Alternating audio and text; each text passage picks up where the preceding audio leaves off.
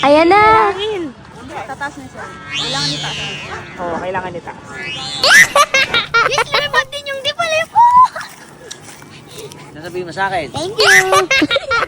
Mabigat, Kyle? Opo. Ang lakas ng tunog, no? Hello.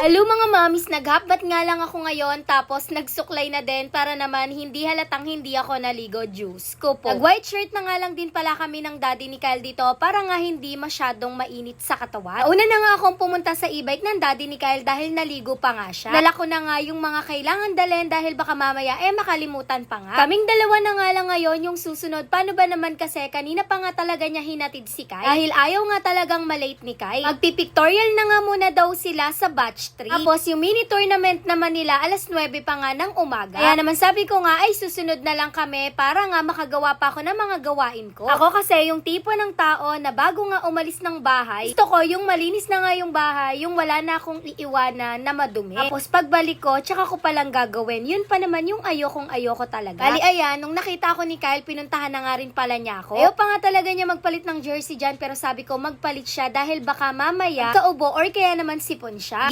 Start na nga, kaya naman pinatawag na nga silang lahat sa harap ng coach nila. Maya pa nga sila Kyle dito, kaya naman bumili na nga muna talaga yan Gatorade sa tapat dahil meron din kasi talagang tindahan dito. Bali, ang dami ko na namang chinika sa inyo tapos na pala dito yung laro ni Kyle. Konting video lang talaga yung kinuha ko nga dito. Tapos binigay na nga yung medal, certificate at yung gift voucher nila. And picture taking na din pala. Tapos ng laro ni Kyle, maya pa nga daw sila uwi, kaya naman nagpaalam na nga muna kami sa kanila at umuwi na muna kami ng daddy ni Kyle. Tapos tumawag sa akin yung coach nila. Yayangang mag-boodle fight dito sa bahay. Mas maganda nga talaga kapag biglaan natutuloy. Pag kasi pinaplano na ko, hindi talaga natutuloy. Marami nga silang foods na dala dito, pati na rin si Ma'am Joanne. Katapos naman kumain, nagkwentuhan at kumain din ng mangga. Nung magfa-5 na nga ito at nagkayayaan naman na magpalipad ng saranggola. Ito na nga sumakay sa amin yung isang katim ni Kyle na si Ande. Gapat na nga din pala ako kanina pagkadating nga namin sa bahay ng daddy ni Kyle. Ay, tumutunog na! Go, Kyle!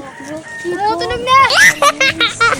Dito nga kasi talaga kami nagpapalipad tapos sumama nga sila coach pati na rin yung katim nila. Ang tuwa nga din talaga si Kyle dahil wala nga kaming balak na pumunta dito. Bigla nga nagkayayaan kaya naman gumaw na kami at biglang oo na nga din talaga si Kyle. Paano ba naman kasi nung nakaraan pumunta kami dito pero wala talagang hangin. Buti ngayon medyo may hangin pero hindi ganun kalakas. Pero maya nga lumakas yung hangin tapos inayos na nga din pala ng daddy ni Kyle yung saranggola dahil hindi nga talaga level. Ang lungkot nga talaga ni Kyle dito. Paano ba naman kasi ayaw lumipad ng saranggola niya? Hindi din talaga nawawala ng pag-asa yung daddy niya. Paano ba naman kasi alam nga niya na gustong gusto talaga ni Kyle paliparin to. Hanggang sa inayos niya na nga dito dahil napunit nga talaga yung pinaka-plastic nito. Kaya naman ginagawan nga talaga ng paraan ng daddy niya. Kita nga ni Coach F na malungkot si Kyle. Kaya naman pinapuntahan nga sa isang katim nila. May mga dala din kasi talagang ibang saranggola dito si Kyle para nga daw may mapaglaruan yung ibang ka-teammate niya. Tapos pumunta na nga rin pala si Kyle dito sa mga katim niya. Ang taas na nga ng lipad nitong isang saranggola ni Kyle na ginagamit niya dati. Yung parang snake dahil ang bilis lang din talagang paliparin niya. Lalo na kung malakas nga yung hangin. Maya ito at lumipad na nga talaga yung saranggola na gustong gusto nga talaga ni Kyle. Kung hindi ako nagkakamali, saranggola de palayok nga daw ang tawag dito. Napakaastig nga nito. Paano ba naman kasi tumutunog siya kahit napakataas, narinig mo pa rin talaga yung tunog niya na para siyang bee. Hindi talaga nilubayan ng daddy ni Kyle yan. Tapos naging level nga at ginawa niya rin pala. Tapos lumakas na nga din yung hangin kaya naman ito napalipad nga talaga nila yan. Medyo mabigat nga lang daw talaga sabi ni Kyle. Ako ha, kung gusto nyo rin magpagawa nito, nasa comment section lang yung name kung saan kami nagpagawa nito. Ilalagay na lang ng daddy ni Kyle. Nakita nga to ng isang ka-teammate ni Kyle na ko gustong gusto din talagang magpagawa kaya nag-message nga agad yung daddy ni Kyle. Para nga makapagpagawa na at matapos agad. Bali ayan, habang nagpapalipad si Kyle ng saranggola, sumabit naman yung isang saranggola ni Kyle ginagamit ni Ande sa may puno kaya naman ito naayos nga ng daddy ni Kyle. Habang busy